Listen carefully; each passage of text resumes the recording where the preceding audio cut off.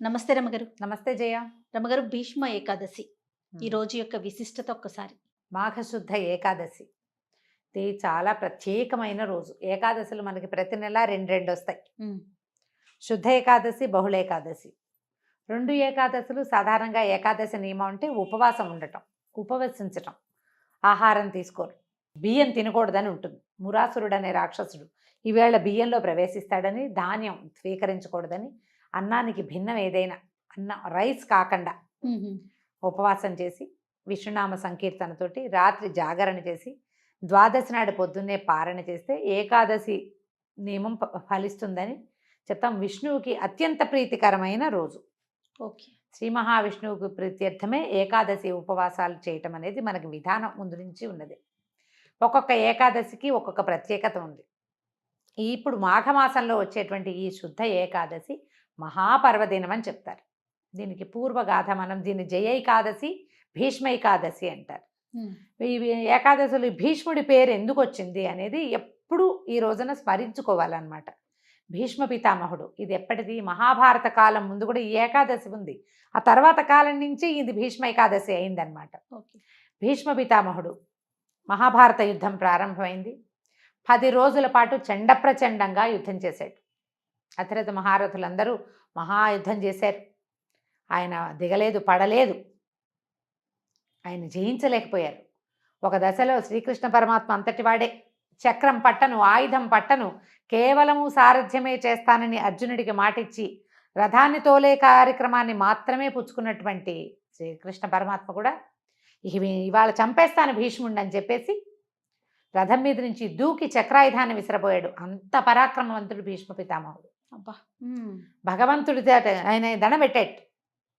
అసలు భాగవతం పోతన గారి పద్యాలు అయితే ఎంత బాగుంటుందో. ఆ శ్రీకృష్ణుడిని వర్ణించే శ్లోకం, ఆ కృష్ణుడి అట్లా దూకి తన మీదకి వస్తున్నటువంటి కృష్ణుడిని చూసి భక్తితో నేల మీద పడి దండం పెట్టినటువంటి భీష్మ పితామహుడి అసలు ఆ పద్యాలు వర్ణన విని తీరవలసిందే. మహాద్భుతంగా వర్ణించారు పోతన గారు. వ్యాసుల వారు చెప్పిందే, వీరి భావన ఇంకా అద్భుతంగా ఉంటుంది. అప్పుడు అర్జునుడు బతిమలాడాడు, వద్దు వద్దు వద్దు, నువ్వు ఆయుధం పట్టనన్నావు, ఈ పని చెయ్యొద్దని. తగ్గారు. ఏ విధంగా భీష్మ పితామహుడు మరణిస్తాడో, ఆయన అడ్డు తొలగితే కానీ మిగిలిన యుద్ధం జరిగేలాగా లేదు. ఇక్కడ వీళ్ళ దగ్గర చాలామంది అయిపోతున్నారు. అప్పుడు వీళ్ళు అడిగారు పాండవులే, ఎట్లా నిన్ను జయించగలము అంటే, ఆయన ఎవ్వరూ ఆయనకి ఎదురు ఆగలేరు. కానీ ఆయన శిఖండిని చూస్తే యుద్ధ విరమణ చేస్తాడు, ఆయుధాన్ని విసర్జించేస్తారు. ఆ రహస్యాన్ని తనే స్వయంగా తన మునిమనవులకి తెలియజేశారు. మహాభారతం తాలూకు కథకి మూల పురుషుడు భీష్ముడు. సొంతంగా సంతానం లేదు. తండ్రి యొక్క మనమలు, అది కూడా క్షేత్రజపుత్రులు. వాళ్ళు సహజంగా మనవలకు, తన తమ్ముళ్ళకి పుట్టిన సంతానం కాదు, క్షేత్రజ సంతానం అయినా కూడా ఆ తండ్రి యొక్క దాన్ని కాపాడడం కోసమే పితామహత్వాన్ని కూడా స్వీకరించాడు. తాత అయిపోయాడు కదా, ముత్తాత అయిపోయినా ఆయన సింహాసనాన్ని రక్షించే కార్యక్రమం నుంచి బయటికి రాల. శిఖండి దర్శనం గనక అయితే, అంటే నపుంసక దర్శనం అయితే నేను ఆయుధ విసర్జన చేస్తానన్నాడు. అందుకని యుద్ధం చేసేటప్పుడు శిఖండిని, ఈ శిఖండి ఎవరు, ఈయనతోటి నిరాకరించబడిన అంబ, ఆమె కాశీరాజకుమార్తె, ఆమె యొక్క ద్వితీయ జన్మ అయిన ఈ శిఖండి స్వరూపాన్ని చూడంగానే ఆయన ద్రుపదరాజుకి సంతానంగా జన్మించింది ఆవిడ.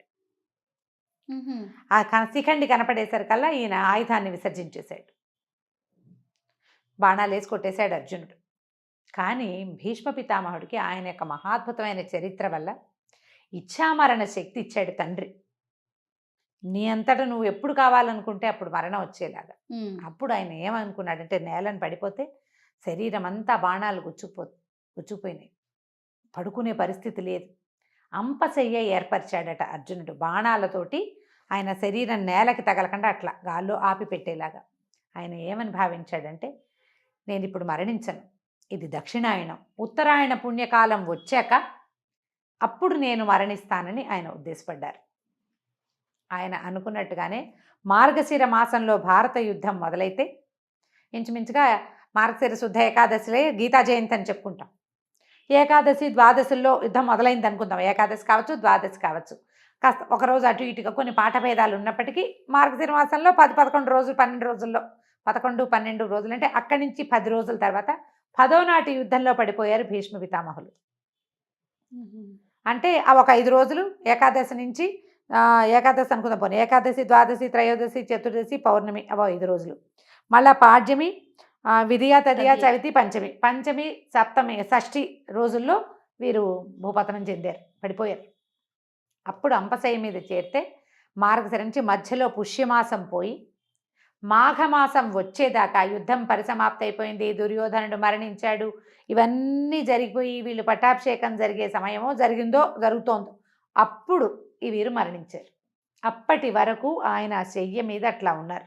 ఉత్తరాయణం కోసం సూర్యుడు ఉత్తర దిశ వైపుకి తిరిగే సమయం వరకు వేచి ఉండి ఆయన పూర్తిగా తిరిగాక ఉత్తర దిక్కుకి వాలిన తర్వాత అప్పుడు ఆయన అప్పుడు మరణిస్తే ఊర్ధ్వగతులు, ఉత్తమ గతులు లభిస్తాయి, ఈ జన్మానికి సాఫల్యం లభిస్తుందని ఆయన అట్లా ఉండిపోయారు. ఈ దశలోనే విష్ణు సహస్రనామాలు చెప్పారు. ఆహా, విష్ణు సహస్రనామాలు భీష్మ ఉవాచ అని ఉంటుంది. అవునవును, భీష్మ పితామహులు చెప్పింది. మా ధర్మరాజు తరచుగా ఆయన్ని సందర్శించి ఎన్నో ధర్మ సూక్ష్మాలు తెలుసుకున్నాడు ఆయన దగ్గర నుంచి. అయితే ఈ సప్తమి నాడు, రథసప్తమి నాడు మన సూర్యభగవానుడు ఉత్తర దిక్కుకు తిరిగిపోతాడు పూర్తిగా. అవును. కొన్ని ఈ వేల సంవత్సరాల క్రితం ఈ సంక్రమణాలు అవన్నీ కూడా కొంచెం అటు ఇటుగా జరిగేవని, ఈ సప్తమికి దగ్గరలోనే సంక్రమణం జరిగి ఉండొచ్చు అని కూడా ఒక పాఠం ఉంది. దాని మీద అంత గొప్ప వివరణ నాకు పెద్దగా అవగాహన లేదు, అక్కడక్కడ పెద్దవారి దగ్గర వినటమే. అష్టమి నాడు నుంచి ప్రాణం మొదలుపెట్టారని, ఏకాదశి దాకా అంటే ఈ ప్రాణాలు పంచప్రాణాలు ఒక్కొక్కటి వెళ్ళినాయని, అష్టమి, నవమి, దశమి, ఏకాదశి నాడు పూర్తిగా ప్రాణ విసర్జన చేశారని, ప్రాణాలు వదిలిపెట్టారు. ఏమనాలని, ప్రాణోత్కర్షణ అలాంటి పదం ఒకటి వాడతారు. పూర్తిగా తన జీవాన్ని వదిలిపెట్టారని చెప్తారు. ఓకే. అష్టమి నుంచి ఏకాదశి దాకా ఈ దశ నడిచింది అని చెప్పే పాఠము ఉంది. మరి సప్తమి నాడే సూర్యుడు ఉత్తరం వైపుకి తిరిగిపోతే ఈయన ఏకాదశి దాకా ఎలా జీవించి ఉన్నారు? సూర్యుడిని చూడగానే వెళ్ళిపోవాలి కదా. ఇక్కడి నుంచి మొదలుపెట్టి అలా జరిగిందని ఒక పాఠం. అయితే వీరు ఇంత మహాభక్తులు భీష్ముడు, తర్వాత మహాద్భుతమైనటువంటి చరిత్ర కలిగినవాడు, అత్యద్భుతమైన భక్తిపరాయణుడు, భగవంతుణ్ణి నేరుగా కంటితో చూడగలిగినవాడు. ఆయన యొక్క మరణం ఏ రోజునైతే జరిగిందో ఆ రోజున ఆయన పేరుతోటే భగవత్ప్రీతికరమైనటువంటి ఏకాదశిని ఆయన పేరుతోటే పిలవాలని శ్రీకృష్ణ పరమాత్మ ఆదేశించారని చెప్తారు. ఇలాంటి ముక్తి, ఈ రకంగా ఇచ్ఛామరణంతో ముక్తిని సాధించగలిగిన వాళ్ళు ఇంకా ఎవ్వరూ మనకి ఏ కథలోనూ, ఏ చరిత్రలోనూ, ఏ పురాణంలోనూ చెప్పలేదు. అంత అత్యద్భుతమైన వ్యక్తి భీష్మ పితామహుడే. ఆయన చరిత్ర మొదటి నుంచి, ఆయన పుట్టుక నుంచి మరణం దాకా ప్రతి విషయము అత్యద్భుతంగానే ఉంటుంది. అయితే ఇంత అత్యద్భుతమైన వ్యక్తి ఇంత బాధాకరమైన మరణం కోసం వేచి ఉండే కార్యక్రమం ఎందుకు జరిగింది అంటే, ఎవరైనా కర్మశేషాన్ని అనుభవించవలసిందే. ఓహో, ఆయనది అనుభవించటానికే ఉన్నారేమో అంతేనంటారా? అనుకోవాలి. ఎందుకంటే ఈ ద్రౌపది వస్త్రాపహరణం జరిగేటప్పుడు, పాండవుల పట్ల అన్యాయం జరిగేటప్పుడు ఆయన కొంత మౌనాన్ని వహించాల్సి వచ్చింది. ఆ తప్పు ఏదైనా నివారించకపోవటము, అడ్డుకోకపోవటం కూడా పాపమే. స్వయంగా చేయకపోయినా కూడా ఆపలేకపోవటం, ఆ ఫలితాన్ని ఈ స్వరూపంలో అనుభవించడానికి సిద్ధపడ్డారు స్వచ్ఛందంగా. తన తప్పిదం ఉంది, ఆ తప్పిదాన్ని ఆయన స్వయంగా అనుభవించడానికి ఎంత సామర్థ్యం కావాలి. అలాంటి సమర్థవంతుడైనటువంటి వ్యక్తి యొక్క పేరుని, ఈ కథను తలుచుకుని భీష్మ ఏకాదశి నాడు విష్ణు పూజ చేస్తే అత్యద్భుతమైన ఫలితం లభిస్తుంది అని చెప్తారు. వైకుంఠ ఏకాదశి ఎంత పుణ్యప్రదమైనది, ఎంత అత్యద్భుతమైన ఫలితాన్ని ఇస్తుందో అలాంటిదే ఈ మాఘమాసంలో వచ్చే భీష్మ ఏకాదశికి కూడా అటువంటి ఫలితం లభిస్తుంది అని చెప్తారు. ఈ రోజున దేవాలయ దర్శనం కానీ, ఉపవాసం ఉండటం కానీ, జాగరణ చేయటం కానీ, ఎవరికైనా ఏదైనా దానం చేయటం కూడా, ఇవాళ చేసే దానము అవన్నీ కూడా చాలా అమోఘమైన ఫలితాన్ని ఇస్తాయి. కథ తెలుసుకుని పిల్లలకి చక్కగా భీష్మ పితామహుడి గురించి కథలు అవి చెప్పగలిగితే మరింత బాగుంటుంది. కృష్ణనామ ఈవేళ మొత్తం కృష్ణనామంతో మనం రోజంతా గడపటం, ఎవరితోటి పోరాటాలు యుద్ధాలు అవి చేయొద్దు. పోట్లాటలు లేదు, సాధ్యమైనంత మౌనం అవలంబించండి. భగవన్నామ సంకీర్తన చేస్తూ గనక ఉంటే, ఏదైనా మనం చెప్పుకోలేము, ఏదో సంగీతం ఏదైనా వింటుంటే భగవన్నామాలతోటి అది కూడా మంచి ఫలితాన్ని ఇస్తుంది. కొంచెం ఇలా పర్వదినాలప్పుడు కనుక మనం కొద్దిగా జాగ్రత్త శ్రద్ధ పెడితే మనకి భగవంతుడి సేవలో పాల్పంచుకునేందుకు అవకాశం లభిస్తుంది. నమస్తే రమ్య. నమస్తే జయ.